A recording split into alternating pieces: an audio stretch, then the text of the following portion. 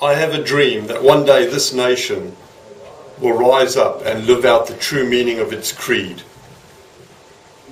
That it is self-evident that all men are created equal. Those were the words of Martin Luther King that inspired a nation in the United States many years ago. But if we stop and think what those words mean in the business context, they line up with the vision and the goal of a business. Now, if Martin Luther King had written that or said that in a way which was just purely logical, would he have got the same response from the people? Would he have pulled the people and driven them forward in the way that they got the results that they did in America? And the chances are that he wouldn't have. The main reason why the people got behind that statement was the fact that they bought into it at an emotional level. And in business today, this is true about leadership in business. We need to stop and think as leaders that our biggest challenge is getting more out of our existing people. Not by making them work longer and harder hours, but inspiring them to take a more active part in delivering the results and the goals of the business. As a leader, we almost have to become the chief storytelling officer in the business and inspire our people to that next level. In the past, when we wanted to take business to another level of success and achievement, what we often did is just threw resource at it, more people. But in the current competitive market we find in the UK, that's no longer possible. The cost models we face don't allow us to just throw people into an organisation and hope that we get the results we're looking for. Let's be honest, the biggest cost on any balance sheet or profit and loss statement is typically wages. So as leaders, we have to challenge ourselves to get more out of our people. So how do we do that? Well, the first thing we need to do is we need to make sure, as a leader, that we have a compelling and enthusiastic goal for the people to buy into. We often hear in organisations this concept of buy-in. So if they're going to buy in, how do they buy in? Well, they've got to connect to the goal with their hearts, not just with their minds.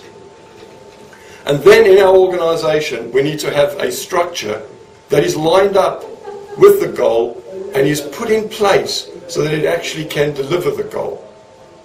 And lastly, we then need to make sure that every one of our team members in the business are lined up with the goals of their organisation or their department, and their department goals are lined up with the goals of the main organisation.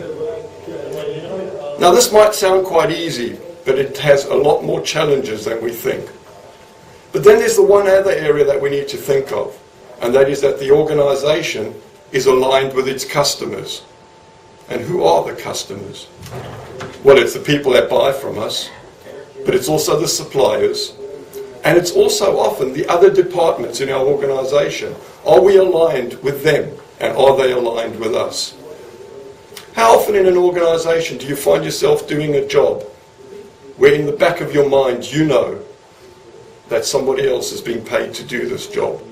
That wastes time and causes confusion. Well, in leadership today, one of the key areas that is taking on in a huge way is emotional intelligence.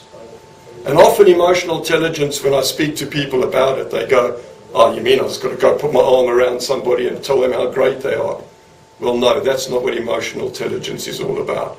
Emotional intelligence is about understanding how your emotions affect the way you behave and interact with people, but also how other people are going to interact with each other, and understanding those people and pulling out those raw emotions so that people feel valued and understood in your organisation.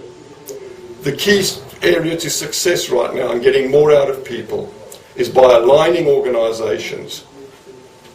And as we go forward, we need to make sure that people really understand the goals of the business and that we as leaders act and behave totally in line with the goals of the organisation.